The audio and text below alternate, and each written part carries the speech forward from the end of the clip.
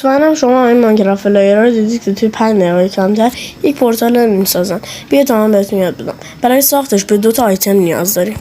اول شما باید یه لواپول پیدا کنید و روی اون لواپول یک بلاک بذارید و بغلش یک آب بذارید که همچین شکلی بگیره و بغل اون بلاک رو بکنید که همچین شکلی بگیره و بغل اونجا رو 3 تا بلاک برید بالا و از اونجا بغل این بلاک ها رو 2 تا آب میزنیم و میایم به سمت جلو و شکل پورتالمون رو کامل میکنیم.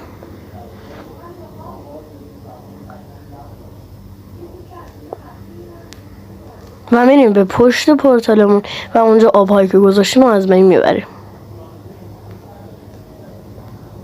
و از پایین پورتالمون یک بلاک بریم پایین و روش لاوا میذاریم که شکل آبستی هم بگیره و اون آبایی که اونجا مونده رو با بلاک از بین میبریم و